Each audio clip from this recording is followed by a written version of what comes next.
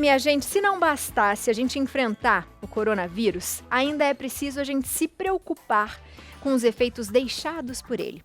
Além do pulmão, o coração é um dos órgãos mais afetados pela doença. Um estudo chinês, feito com pacientes em Wuhan, mostrou que 16,7% das pessoas que se recuperaram do coronavírus desenvolveram arritmia e 7,2% lesão cardíaca aguda.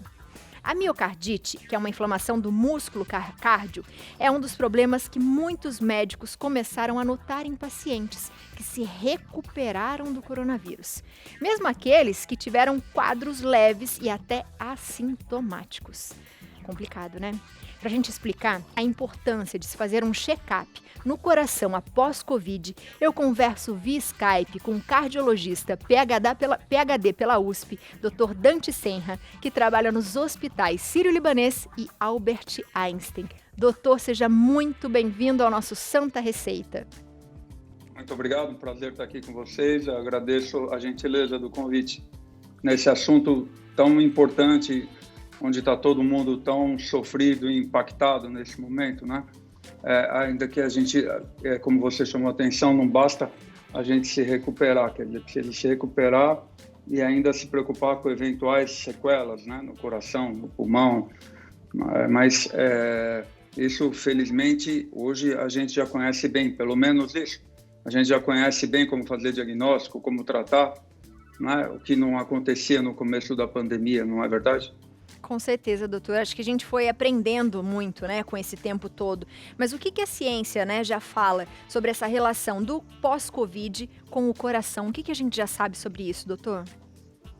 Então, assim, o que a gente aprendeu muito, como você falou, e infelizmente nós estamos aprendendo com os pacientes no dia a dia, com as complicações, com os pacientes perdendo a vida, infelizmente. Nós fomos aprendendo que tinha acometimento do pulmão, basicamente, né, na grande maioria das vezes, mas que também podia acometer outros órgãos. As primeiras necrópsias que foram feitas para estudo, né, porque depois não se podia mais fazer a necrópsia com risco de contaminação das pessoas, mostravam que existiam vários órgãos acometidos, invadidos pelo vírus, ou de uma forma imunológica, agredidos, né, pelaquela chamada tempestade imunológica que lesa outros órgãos, né? Então, o cérebro podia ser acometido, os rins são acometidos com alguma frequência, o coração, os pulmões, o pâncreas, ou seja, inúmeros órgãos podem ser acometidos e, dependendo da extensão, pode deixar cicatrizes ou sequelas que podem, inclusive, comprometer a qualidade de vida. Mas o que a gente diz é que todo mundo pode ter essas complicações, que tem a infecção, obviamente, vigente, né? Mas se você já tem um problema de origem cardiológica, a incidência de complicação e a possibilidade de ter sequela, ela mais do que dobra. Né? Então, assim, uma coisa importante, se você me permitir, é que, assim, as pessoas perguntam, quem é fator de risco para a doença? Todos nós. Todos nós somos fatores de risco, independente de ter doenças prévias ou não. Os fatores de risco para má evolução são as pessoas que têm doenças prévias ou as suas comorbidades mal controladas, como hipertensão, como obesidade. Então, eu tenho dito, se você me permitir, que pelo menos esse legado, essa pandemia, esse aprendizado, essa pandemia tem que nos deixar, né? Que é a gente imaginar que as pessoas que, ou perceber que as pessoas que tinham os seus fatores de risco controlados foram as que tiveram os seus problemas cardiológicos, a sua obesidade, a sua hipertensão, o seu diabetes controlados, são as pessoas que tiveram melhor possibilidade, estavam mais aptos a enfrentamento desse vírus. E isso é importante até porque, infelizmente, a gente sabe que essa não vai ser a única pandemia que nós vamos enfrentar, né? Não é verdade? Com certeza, doutor. E é complicado, né? Porque quando as pessoas saem, por exemplo, de uma UTI, de uma internação do Covid, há aquela esperança de que venceu a doença, mas a gente não pode descansar, porque a gente tem que fazer, de repente, esse check-up, como o senhor bem disse. Às vezes a pessoa não tinha problema nenhum de coração e ela pode desenvolver. E a gente teve muitos casos de miocardite. Por que isso tem acontecido, doutor? Tá bom. É assim, o que a maioria das pessoas, felizmente, elas não desenvolvem sequelas e elas têm boa evolução, felizmente. Mas as pessoas que já tinham doenças prévias cardiológicas, né, ou as pessoas que tiveram forma grave da doença, quer dizer, precisaram ser internadas em UTI, precisaram de medicamentos para manter os seus sinais vitais, a pressão, o pulso, a temperatura adequados, essas pessoas têm maior possibilidade de desenvolver complicação e elas precisam, sem dúvida, de um acompanhamento mais de perto. Né? O médico deve ficar atento para essas pessoas e as pessoas que, infelizmente, não tinham acompanhamento médico prévio, elas têm que procurar.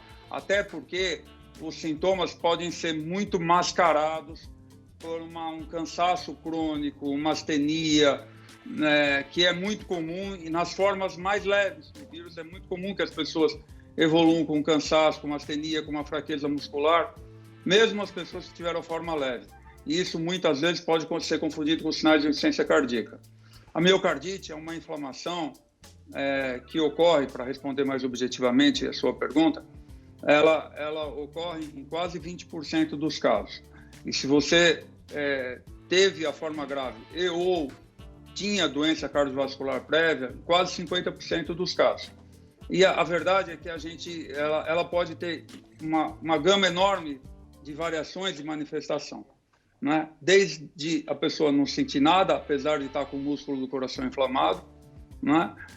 Até desenvolver arritmias em decorrência da miocardite, que é a inflamação do músculo do coração, que não é uma prerrogativa desse vírus, né? Os outros vírus, os médicos já sabem que pode dar miocardite, pode dar inflamação do músculo do coração, mas esse numa frequência maior, num número de casos evidentemente maior, a frequência também é maior, né? Mas as pessoas podem evoluir com arritmias cardíacas, pode persistir com febre, com cansaço desproporcional ao esforço, né? E eventualmente desenvolver quadros de insuficiência cardíaca que precise de medicamentos para a vida toda. Esse quadro pode ser transitório ou não, dependendo da extensão do acometimento. Não sei se eu fui claro. Sim, e, doutor, o senhor está falando isso, está me lembrando muito um depoimento que a gente tem aqui, que é do José de Assis. Ele tem 37 anos, ele é de Redenção, no Pará. E em junho ele chegou a ter o Covid. E ele conta pra gente um pouquinho do que é as sequelas que ele está tendo ainda nesse tempo todo. Eu queria que o senhor assistisse muito com a gente pra gente abrir para as perguntas, Claro, pode prazer. ser? Então vamos lá. Olá, sou José Assis Ordeiro Júnior, tenho 37 anos, sou de Redenção, no Pará. Comecei a sentir os sintomas do Covid no dia 15 de junho. No dia 22, devido aos sintomas terem aumentado, muita febre alta, dores no corpo e cansaço, fui internado. A princípio, fiquei por 5 dias numa unidade e conseguimos transferência para o hospital regional, aqui mesmo em Redenção. Fiquei por mais 33 dias, 19 dias entubado, 6 dias com a traqueostomia e os demais dias com acompanhamento, com fisioterapeuta, cardiologista, fonoaudiólogo. No dia 30 de julho, recebi alta. Aí começou o pós-Covid, muito complicado por sinal. Iniciamos o tratamento aqui fora com fisioterapeuta, cardiologista, pneumologista e nutricionista. Nesse período, perdi 30 quilos, tive atrofia muscular, encurtamento dos nervos e começamos a luta. Hoje em dia ainda tenho acompanhamento com nutricionista, pneumologista, fonoaudiólogo e o fisioterapeuta, que me ajudou muito. Hoje já estou trabalhando, tento levar uma vida normal, porém as sequelas ainda persistem, né? Tenho dificuldade para andar, não consigo levantar peso, não consigo me esforçar muito, uma caminhada tem que ser leve. Assim, o pós-Covid é muito complicado. No meu caso, estou conseguindo vencer com a graça de Deus. Tamo aí. Um abraço. E a todos que estão internados, tenha fé. Vamos conseguir vencer esse Covid. Amém. Um abraço para você, doutor. Viu o tanto de coisa que ele falou ali, não é? E principalmente falando da caminhada, né? Tem muita gente que gosta de fazer atividade física e passa por essa situação e quando volta para casa, sente um pouquinho, às vezes nem sente, como o senhor disse, é assintomático e pode ter algum risco se a gente voltar a fazer os exercícios assim sem voltar ao médico. Pode acontecer? Pode acontecer. Sobretudo, você vê, é um jovem, né? Aparentemente magro, né? Eu digo magro porque a obesidade é um fator de risco para a má evolução da doença ou para a complicação, né? Que teve a forma mais acentuada, mais grave, né? Então, possivelmente ele teve contato com uma carga viral maior, né? E desenvolveu sintomas bastante exuberantes. Ficou na UTI, foi entubado, fez traqueostomia, e isso invariavelmente evolui com uma perda de massa muscular, né? Agora, ele ainda teve a complicação cardiológica, né? E o que é importante afirmar é assim, como eu já disse, é que as pessoas que têm, que evoluíram sobretudo com forma grave ou que já tinham problema cardiovascular, eles são mais propensos a ter a inflamação do músculo do coração, a miocardite, ou insuficiência cardíaca, ou arritmia, né? E, portanto, essas pessoas precisam ser triadas para fazer um segmento depois, até porque, como eu disse, os sintomas podem ser confundidos, né, com as alterações próprias do Covid, de fraqueza, de astenia, de cansaço, né? Muitos pacientes que tiveram Covid nos procuram depois e você não encontra nada no coração. Então, felizmente, quer dizer, é um quadro em decorrência da astenia, da perda de massa muscular, do cansaço, que é próprio da doença. Mas às vezes não, né? E por que é importante? Às vezes é um acometimento cardiológico. E por que é importante? Porque todas as formas de arritmia, de insuficiência cardíaca, de miocardite, elas são passíveis de tratamento, né? E precisa ter o tratamento instituído porque você diminui muito a possibilidade ou elimina a possibilidade de sequela, né? Então, as pessoas precisam ter um acompanhamento médico, sobretudo as pessoas que tiveram ou que já tinham problema cardiológico ou que tiveram a forma grave da doença e a gente identifica isso porque foram internados em terapias intensivas, né? E precisaram muitas vezes de assistência ventilatória, com catéteres, com máscaras, e às vezes entubadas e infelizmente evoluíram para traqueostomia, né? Quer dizer, a gente precisa ficar atento para as complicações da doença. As complicações não são pequenas. Eu tenho visto uma enorme manifestação de pessoas que dizem: não, eu sou jovem, eu quero pegar logo isso para me livrar logo disso. É um erro grosseiro. Primeiro que, se você pegar, você não sabe se pode ter novamente. A gente ainda não sabe. A gente ainda não sabe disso. Segundo, que nós acabamos de assistir o relato de um jovem magro que teve complicação. Então, você não sabe como a doença vai evoluir, né? Então, é um erro a gente querer pegar essa doença. A imunidade de rebanho, como forma de política pública, é um erro grosseiro numa doença que tem mortalidade e morbidade. Ela só pode ser aceita como política pública nas doenças que não tenham mortalidade. Quer dizer, se você tiver um surto de catapora e quiser deixar a população da sua cidade pegar, tudo bem, paciência, vai ficar 7 dias em casa, mas ninguém vai morrer nem ter sequela por causa da catapora. Agora, o Covid, infelizmente, não é sério. Assim que se apresenta. Com certeza. Doutor, eu tenho perguntas aqui do nosso WhatsApp, vou passar para a gente. É da Heloísa de Caçapava. Boa tarde, doutor. Meu marido pegou Covid faz 17 dias e ainda está se recuperando. Ele é hipertenso e já fez angioplastia. Ele corre algum risco? Beijo, sou fã do Santa Receita. Um beijo para você, Heloísa. E aí, doutor? Luísa, é assim, os pacientes hipertensos, nem todos têm fator de risco agregado a mais, mas os pacientes que têm hipertensão mal controlada, que infelizmente, segundo estatística da Sociedade Brasileira de Cardiologia, quase 50% das pessoas não têm a sua pressão controlada rigorosamente. Essas pessoas, eu não sei se é o caso do seu marido, têm maior risco de desenvolver doença cardiovascular. As pessoas que têm obstrução de coronária também, que é o caso do seu marido, que já fez angioplastia. E aí eu não sei se ele tem outras obstruções de menor intensidade ou não. Mas essas pessoas que têm graus de obstrução, eles são mais propensos também a desenvolver complicações em decorrência dessas obstruções. Porque a doença acomete 85% das vezes o pulmão.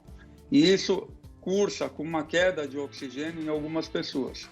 E aí a coronária, a artéria do coração, que já recebe um fluxo de sangue menor porque existe uma obstrução, ainda recebe um sangue com pouco oxigênio. Então a possibilidade da pessoa desenvolver uma complicação existe. O seu marido, 17 dias, ele já deve estar se recuperando, né? Porque você não nos deixou claro a condição que ele está nesse momento.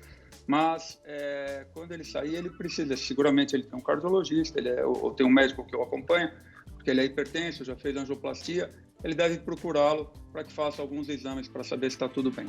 Mais perguntas aqui, doutor. Da Celina Gouveia. Boa tarde, Abiane, doutor. Meu marido teve Covid e tem arritmia cardíaca. Ele anda muito cansado. Isso é normal? E aí, doutor?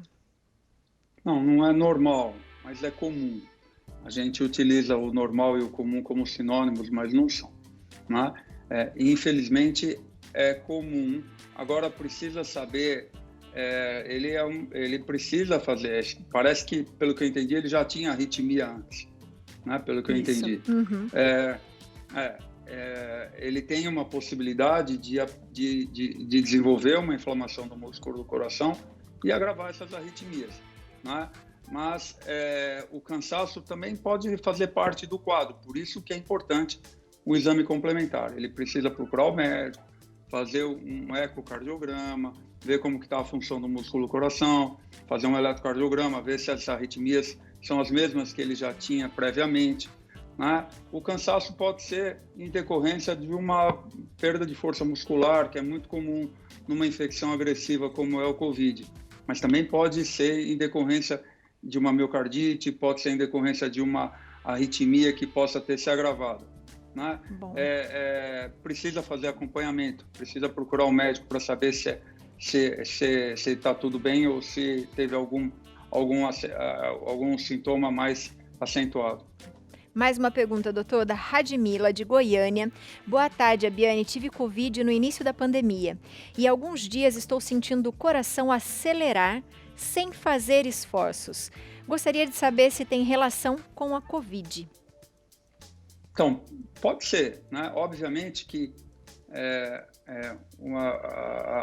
a pandemia, o estado atual das coisas, a falta de perspectiva, né, nos deixa num grau de ansiedade a todos nós, né? E é muito comum. O que eu recebo todo dia, uma enormidade de ligações, de mensagens dizendo: olha, eu estou com palpitação, eu estou ansioso, eu não durmo, a minha pressão subiu.